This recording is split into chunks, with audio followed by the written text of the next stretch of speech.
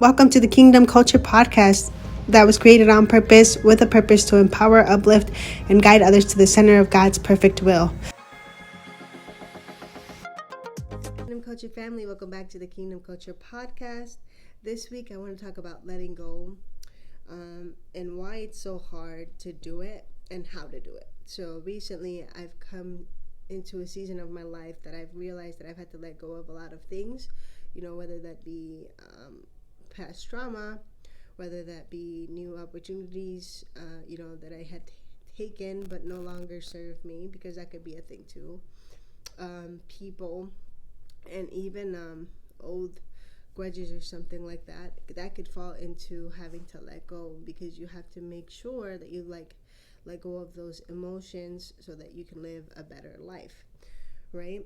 So I realized that I had to create an environment, create space for the new things that I want in my life, so that I can go after the new opportunities and invite new mentors in, invite new friends, invite new business partners. And with that comes having to let go, right?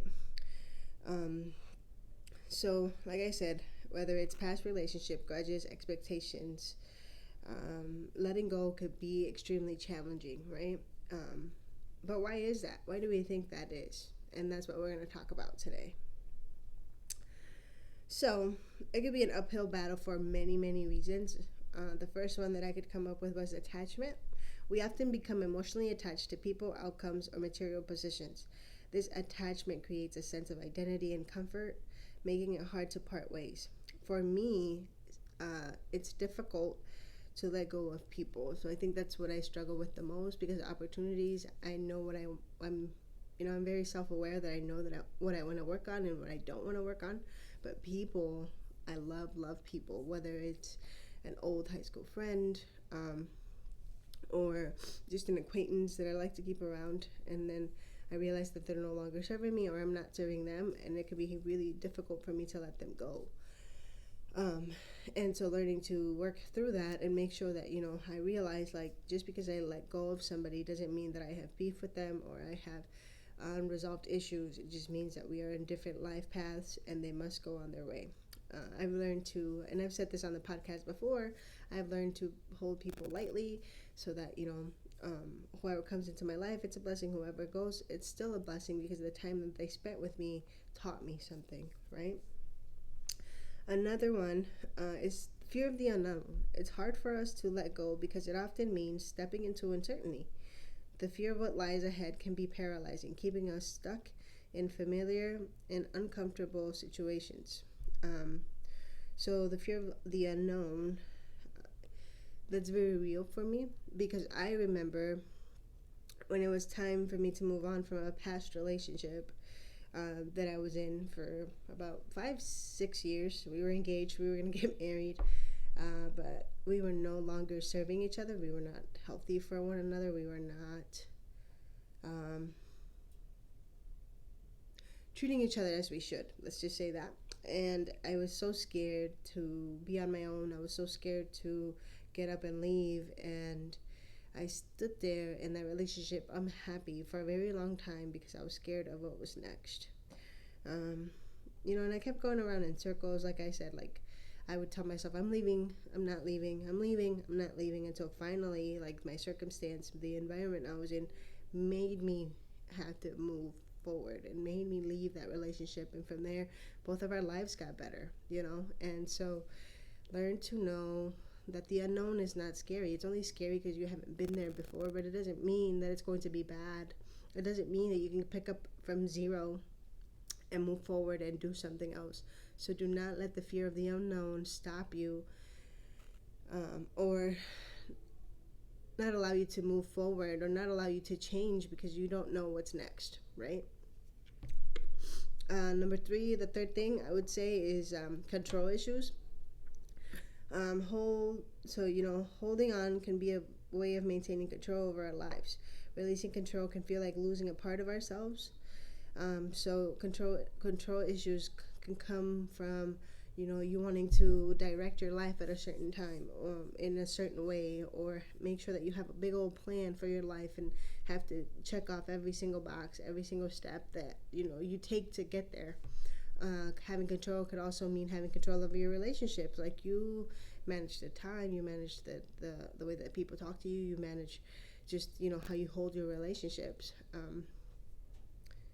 But that can be so exhausting. That could take so much from you, so much energy to just want to keep control all the time. And I know that I used to, because I had a plan.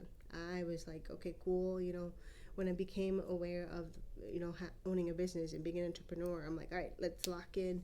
I was 17 years old. I said, I have a plan. By this age, I'm going to have this much money. And by this age, I'm going to retire my mom. And by this age, but we don't really have control like that. And me becoming a Christian, I realized that my plan isn't always the best, but God's plan is the best for me. So having to let go of control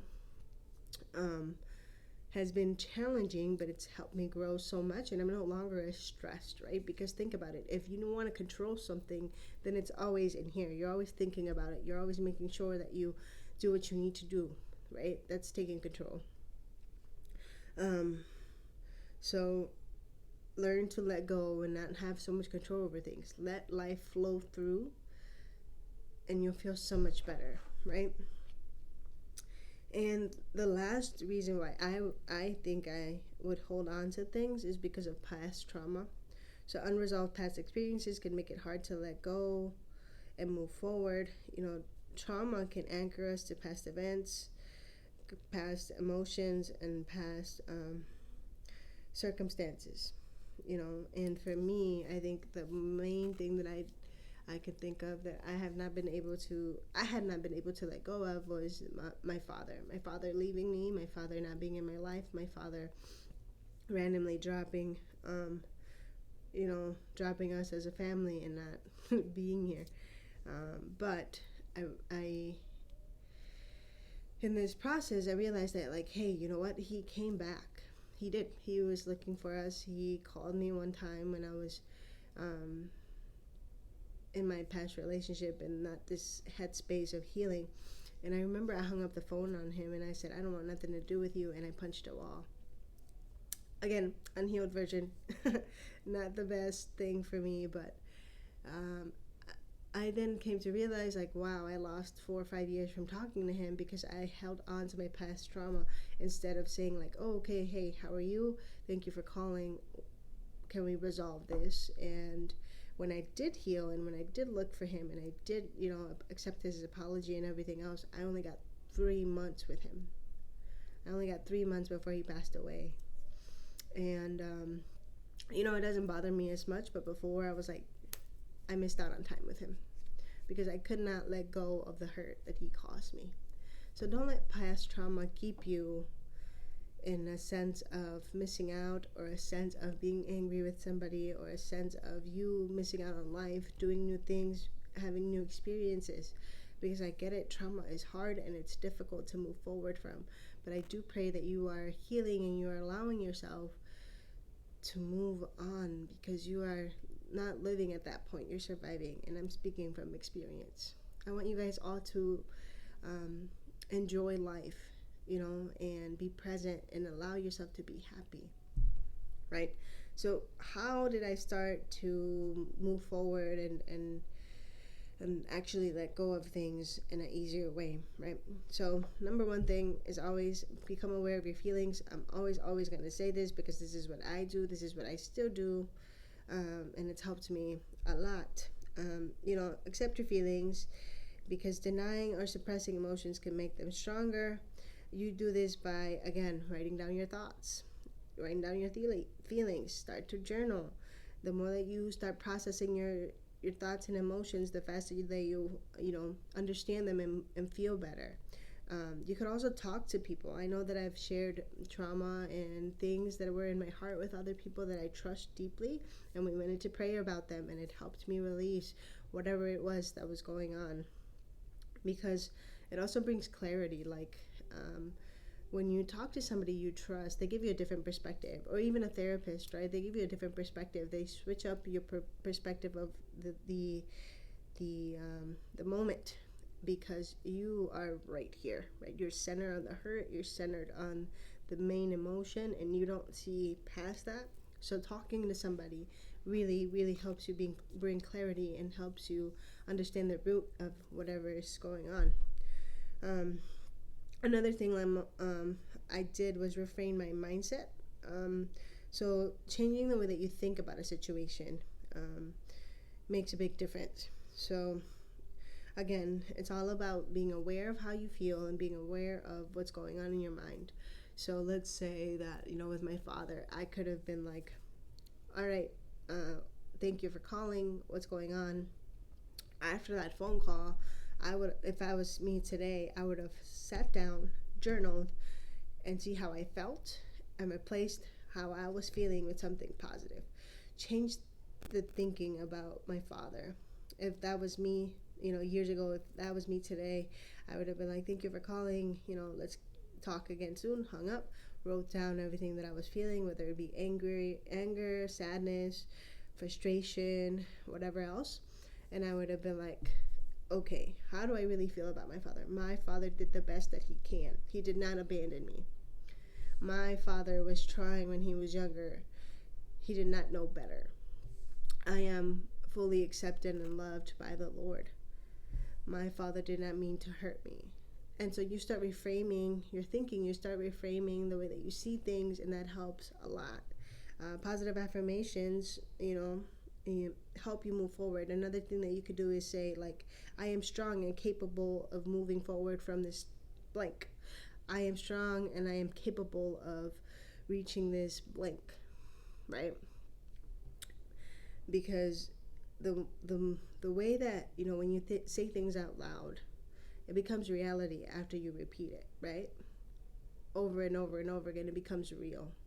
So positive affirmations or reframing your thinking helps a lot. Being grateful, focus on what you have rather than what you've lost. So a thing that I do every day when I'm in prayer, I'm like, thank you, God, for my family. Thank you, God, for my son. Thank you, God, for this. Thank you, God, for that. Thank you, God. Thank you, God. Thank you, God. Thank you, God. And I start listing down all the things that I'm grateful for. And I realize, like, wow, I have a beautiful life. And yes, I have goals. I have things that I want to accomplish, but I don't want to focus on tomorrow. I have today, and I want to focus on the goals for today and be grateful for everything that I have today. So being grateful honestly helps a lot, because you're stuck in something that's from the past or something that's in the future, right? So that falls into letting go of control and letting go of past things. Also, like, don't rush or take big steps. So take small steps into letting go. It could be overwhelming if you do it like with big steps. So the first thing that I started to do was declutter my spaces, declutter my desks, declutter my mind. And this decluttering of my mind and emotions was so freeing. How did I do that? Again, I journaled everything that was going on in my head. And then my emotions. I journaled my emotions, and I realized, like, wow, I was holding on to all this hurt, all this past trauma, all this anger. And it really helped me out, because then I was like, all right, cool. I'm going to let it go.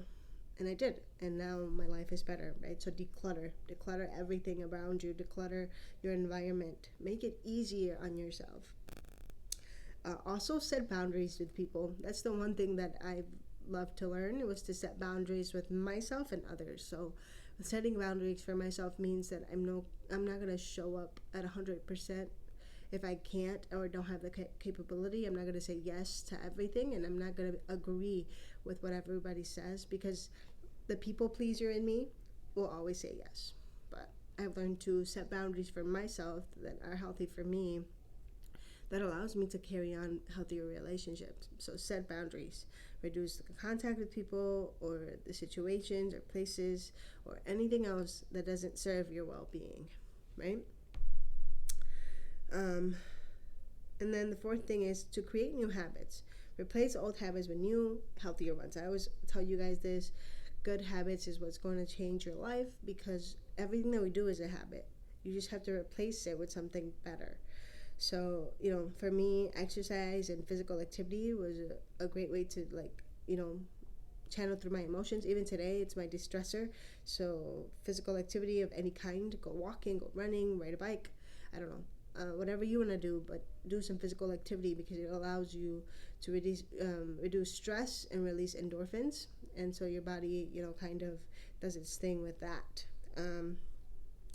Meditation. So practicing mindful meditation to stay present has been amazing for me.